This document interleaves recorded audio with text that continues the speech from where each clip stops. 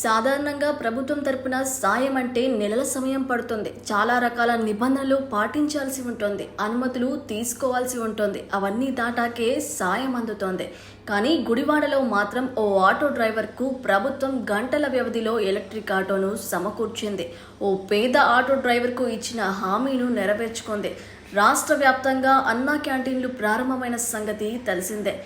గుడివాడలో సీఎం చంద్రబాబు లాంఛనంగా క్యాంటీన్ ప్రారంభించారు. రాష్ట్ర వ్యాప్తంగా ఉన్న అన్నా క్యాంటీన్లలో ఆహార పంపిణీ ప్రారంభించారు. ఈ సందర్భంగా ఓ ఆటో డ్రైవర్ తన అభిప్రాయాలను పంచుకున్నారు. గతంలో బీసీ కార్పొరేషన్ ద్వారా టీడీపీ ప్రభుత్వం ఆటోను సమకూర్చిందని, ప్రస్తుతం డీజిల్ ఖర్చులు పెరగడంతో ఇబ్బందికరంగా మారిందని, ఎలక్ట్రికల్ ఆటోను మంజూరు చేస్తే ఉపాధి లభిస్తుందని సదరు ఆటో డ్రైవర్ చెప్పాడు.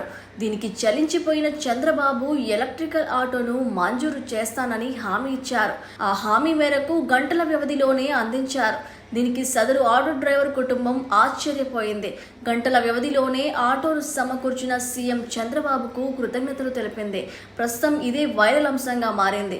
సీఎం చంద్రబాబు స్పందించిన తీరుపై అభినందనలు వెల్లువెత్తుతున్నాయి.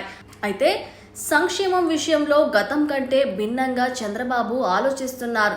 కృష్ణా జిల్లా గుడివాడ మండలం వలివర్తిపాడుకు చెందిన రేమల్లి రజనీకాంత్ ఆటో డ్రైవర్.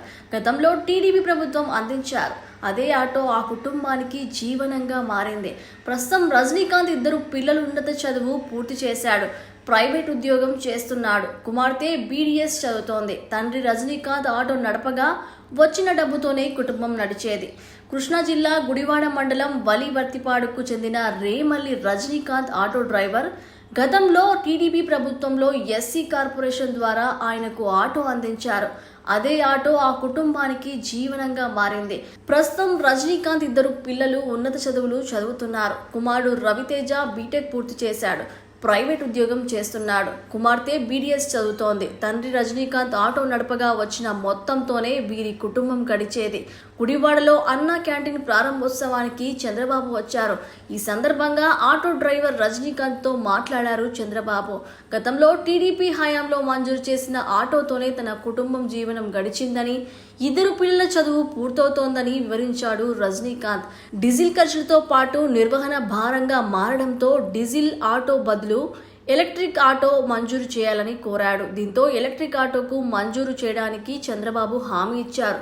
దీంతో రజనీకాంత్ సంతృప్తి వ్యక్తం చేశాడు. దీనికి కొద్ది రోజుల సమయం పడుతుందని భావించాడు.